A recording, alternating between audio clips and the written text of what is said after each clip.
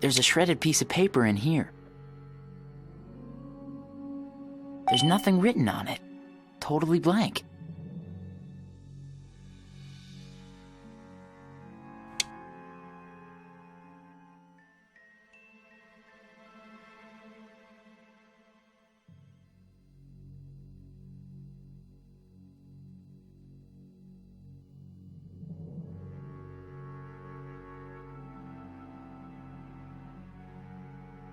There's some glass on the ground here. I don't think anyone will miss this.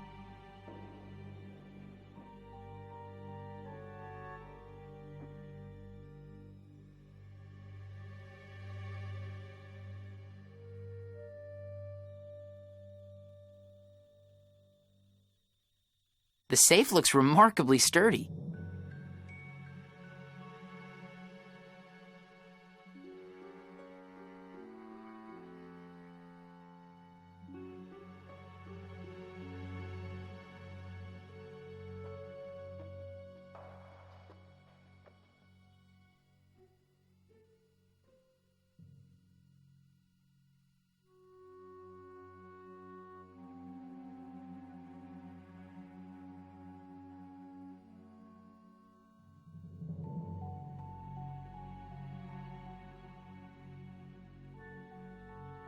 Mr. Spencer, mind if I ask you a few questions? I suppose not, but make it snappy. I have a lot on my plate, you know. When exactly did the break-in take place? Last night, possibly early this morning. I don't really know. The alarm didn't go off, but I'm not surprised. The circuitry in this old place isn't very reliable. Has your burglar alarm malfunctioned before? It rarely functions at all. It's quite expensive to redo an entire electrical system. But seeing how this one dates back to before before I can remember, I suppose I'm going to have to take my lumps and just do it now. What time did you discover the break-in? I got up at the same time I always do, 6 a.m. I noticed the broken window before 6:30. I suppose you boys don't often see the crack of dawn, do you? Not if we have any choice in the matter. No. Why do you think your own brother would steal from you? Who can understand the workings of the criminal mind? Jealousy, greed, revenge. Who can say? Is your brother not doing well financially?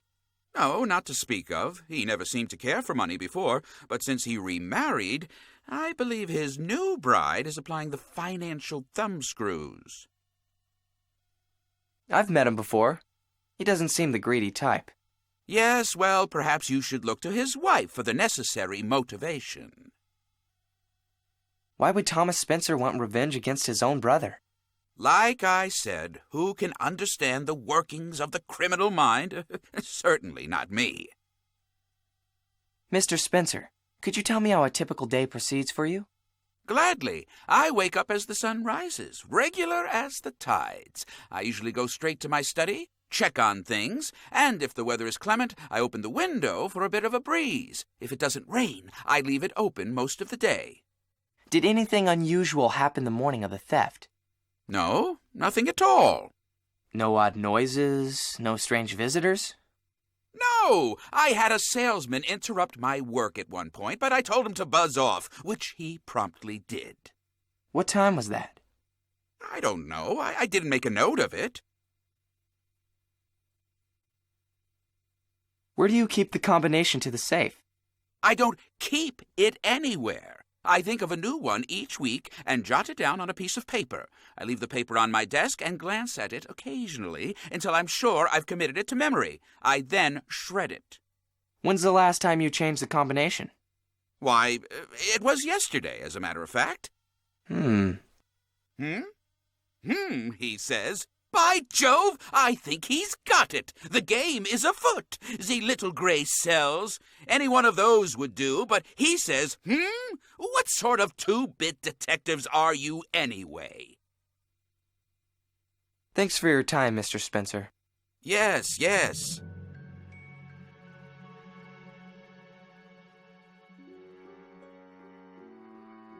There's nothing written on it.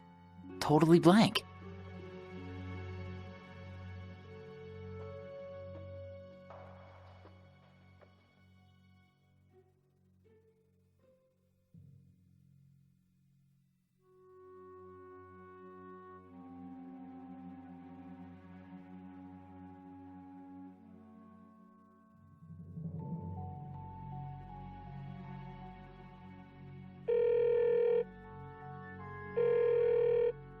Hello? Hey, Dad. Have you made it to Spencer Mansion yet? Yeah, we're here. It's beautiful. Probably why they call it a mansion. How's Mom? Let me worry about your mother. You two worry about your own hides. That Samuel Spencer isn't someone I'd invite over to dinner. Keep on your toes, both of you. We will, Dad. Thanks. Call me if you need me. Will do. Bye. Bye-bye.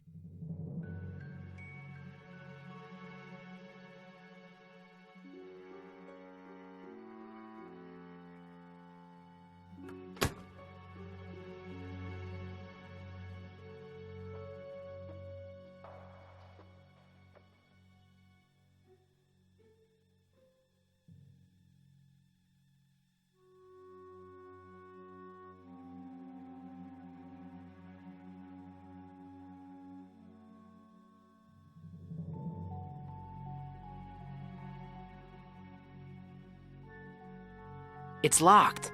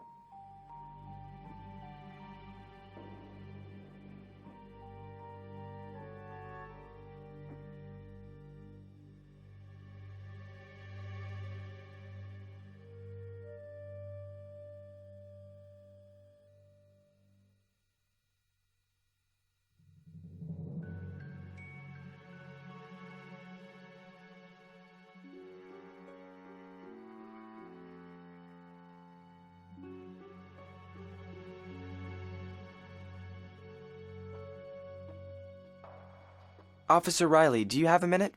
Absolutely. What's on your mind?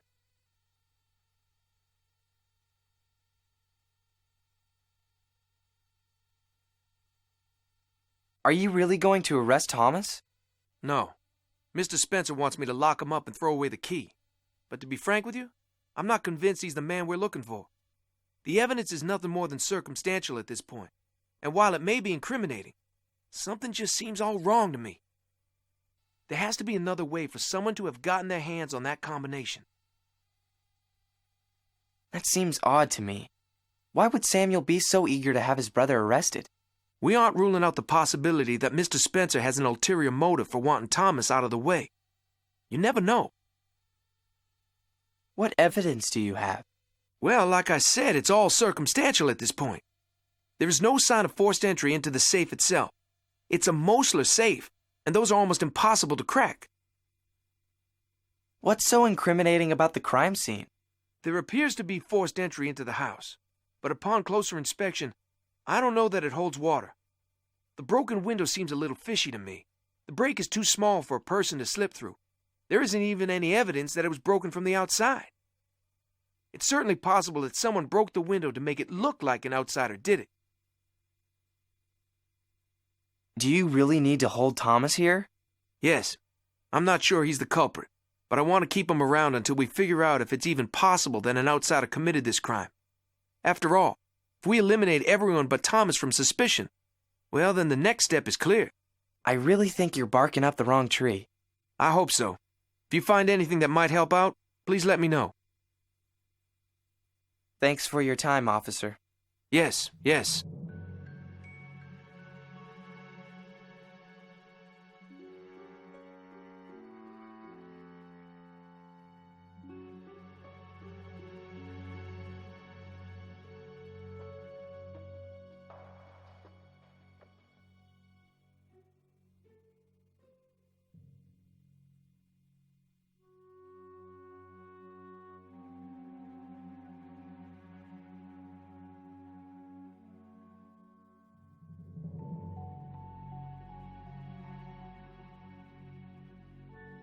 A doorstop.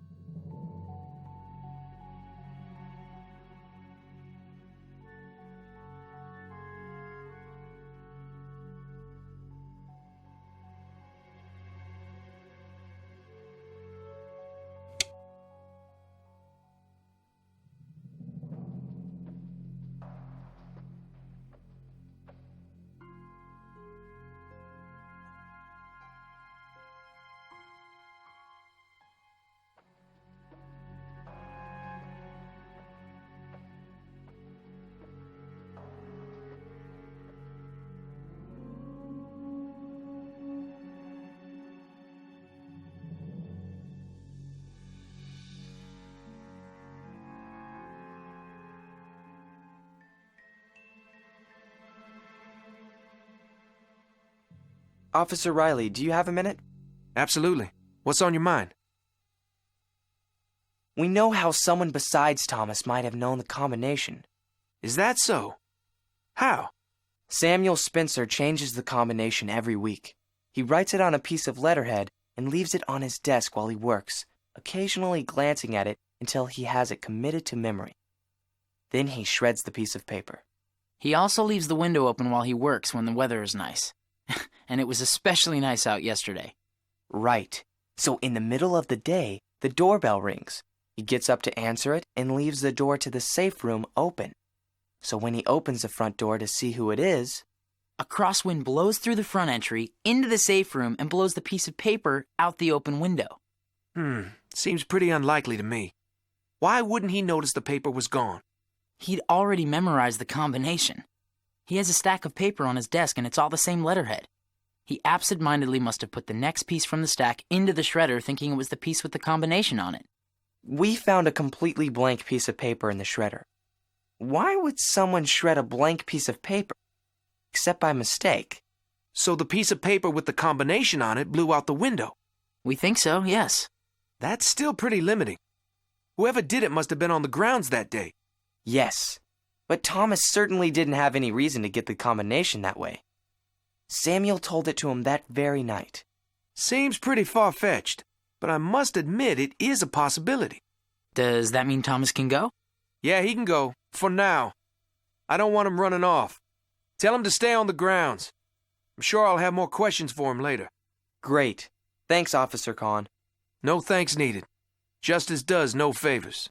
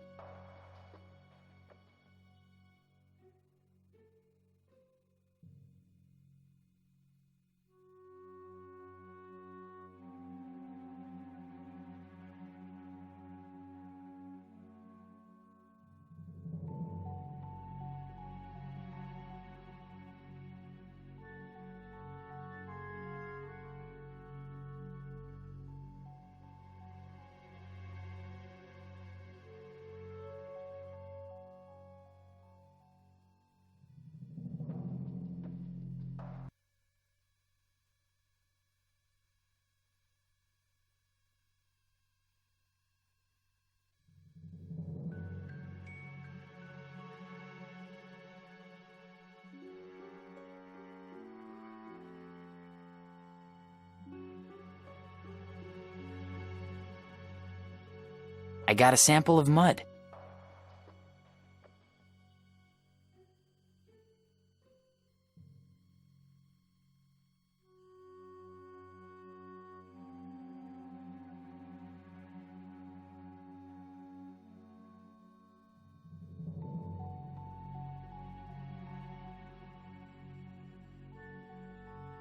The lid is sealed shut. I can't open it.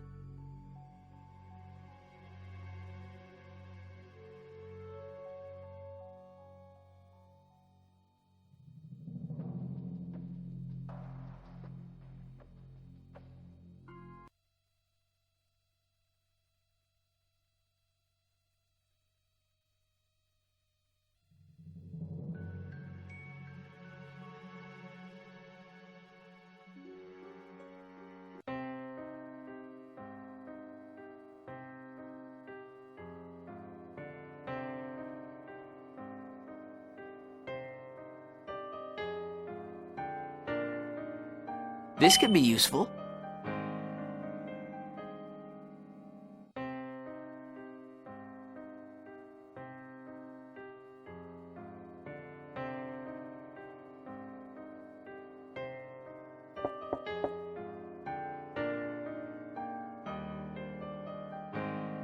Hello again, Mr. Spencer. It's Joe and Frank Hardy.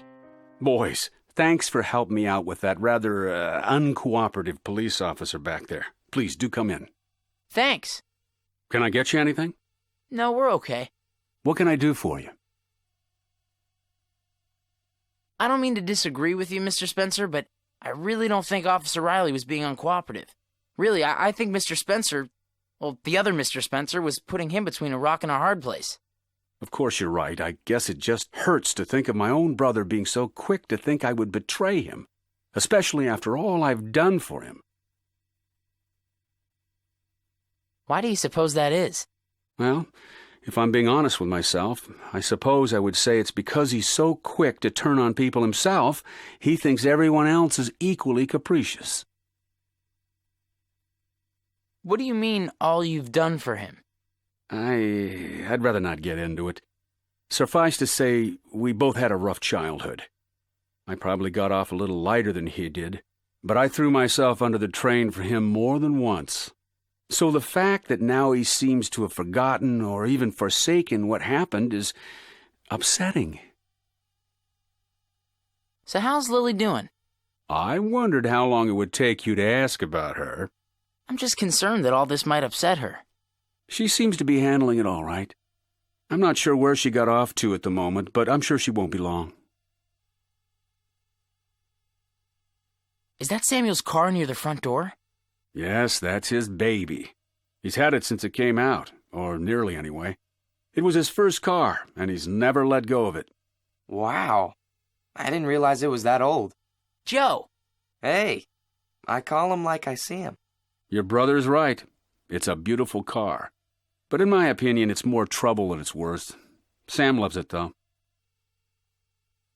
Thanks for your help. Anytime. Hello, Mrs. Spencer. I'm Joe Hardy, and this is my brother Frank. Hello, boys. It's a beautiful day out today, don't you think? I guess so. Do you think we could ask you a few questions about the theft? By all means. Can you think of anyone who might steal from Samuel Spencer? Well, I might. I wouldn't have the slightest compunction about stealing from that man. You realize what you're saying, Mrs. Spencer? I realize full well. I also know that I am innocent, so I'm not afraid of drawing attention to myself, especially if it will call the dogs off of poor Thomas. So you didn't steal from him? Well, of course not, my boy. One can have a motive, but possess neither the strength nor the will to follow through with it. And anyway, when you think about it, isn't $200 million really a motive of its own? I'll say. What is your opinion of Samuel Spencer? I suppose it would be impossible for me to convincingly lie about it. He's hardly my favorite person in the world. He is neither honest nor compassionate. I find him extremely disagreeable. What about him upsets you so much? Look, nobody's perfect. Some people are completely truthful in all they do, and this can make them seem harsh. Other people lie whenever it makes their life easier, and to offset this, they affect a sort of beguiling charm. Alone, either of these traits, while far from desirable, at least make the person tolerable to know. Samuel somehow manages to avoid being either honest or charming. You think a person can be either charming or honest, but not both? Oh, heavens, no. There are many people like you describe. I simply believe there are many more who fail at either one or the other. Has he lied to you before?